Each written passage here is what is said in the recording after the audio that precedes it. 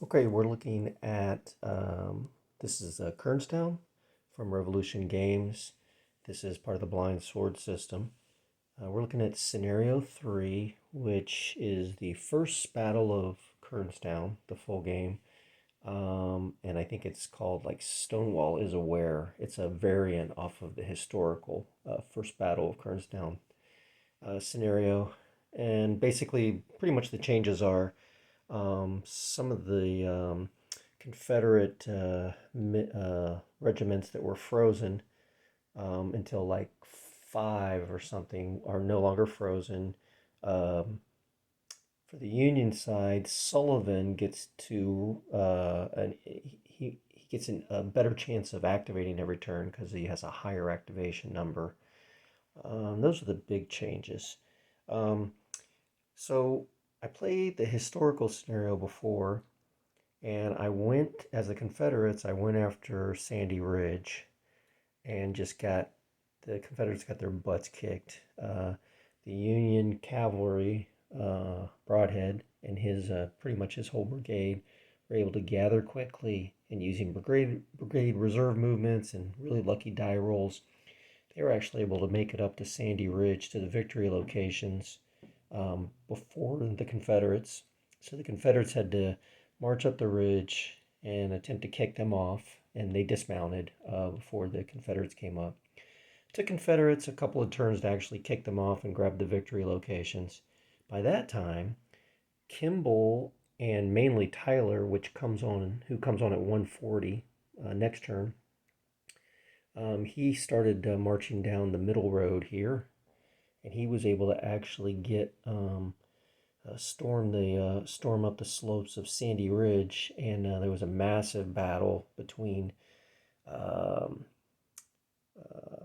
Garnett's brigade for the Confederates, and I think some of Fulkerson and some of Burke. And on the Union side, it was parts of Kimball's brigade and Tyler's brigade. And Tyler's brigade is huge. And the Union ended up basically just kicking the rebels' butt, and the rebels ended up being huddled over on the back side of Sandy Ridge, broken and battle worn, and pretty much just out of the fight.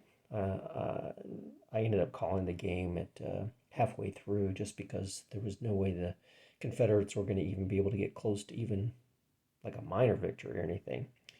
So this time, I'm trying a couple different things. I'm trying the scenario, which allows all these units that were kind of frozen to not be frozen. I thought that would be more interesting. And I'm also having the Confederates go after the alternative, the other option for victory, which is instead of going after Sandy Ridge, they go after Pritchard's Hill. And if they can get up and knock the Union off Pritchard's Hill, not only will the Union no longer get any victory points every turn, but the Confederates will actually gain some victory points every turn. So my thought is if I can knock them off quickly, especially before Tyler's brigade starts marching down the Valley Turnpike at the beginning of this coming turn, if they can do that and get a good defensive position on top of Pritchard's Hill, it might be hard for Tyler and Kimball and Sullivan to knock them off. That's the idea. So this is at the end of the first turn, which is the 1:20 p.m. turn, and pretty much what's happened is Garnett has marched up to close to Pritchard's Hill, close to the foot of Pritchard's Hill, um, and Burks is right next to him, or he's not right next to him. He's coming up behind him, marching as fast as he can.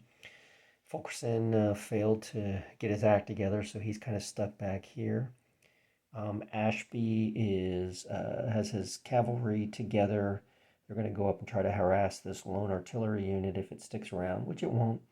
And if not, they'll maybe try to go and get around the back of Pritchard's Hill and try to mess with the artillery from behind. So that's kind of the Confederates' plan. The Union got really lucky with Sullivan and were able to activate him. Again, he activates higher in this scenario than in the other one. And what they did was is they pulled Sullivan back, who Sullivan was kind of scattered over here. They pulling Sullivan back into a line. They're going to try to hopefully hit Garnett in the flank before Garnett launches an attack on the hill. Kimball, which was scattered mainly around the back of Pritchard's Hill, activated, and they moved up on both sides of Pritchard's Hill and were actually right in front of Pritchard's Hill in a good defensive position. But unfortunately, due to the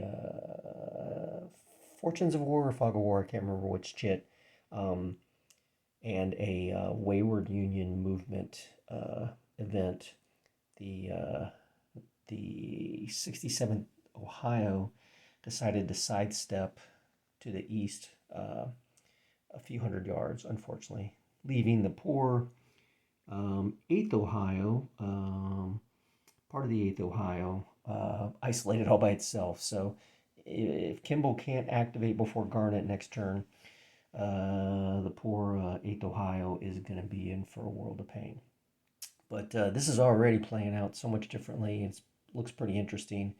Um, Broadhead or Tyler will be coming right down. That's the rest of Broadhead. Tyler will be coming right down the Valley Pike this turn. And as I said, Tyler is a huge brigade, as you can see.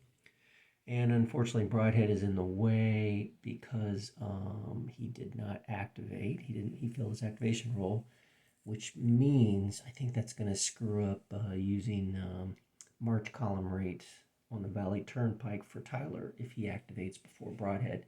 So hopefully Broadhead will activate before that, and he can get out of the way so that Tyler's huge reinforcing brigade can march down the Valley Turnpike and get into the battle. So that's where we're at the beginning of turn, or at the end of turn one. And I'll check in with you at the end of turn two.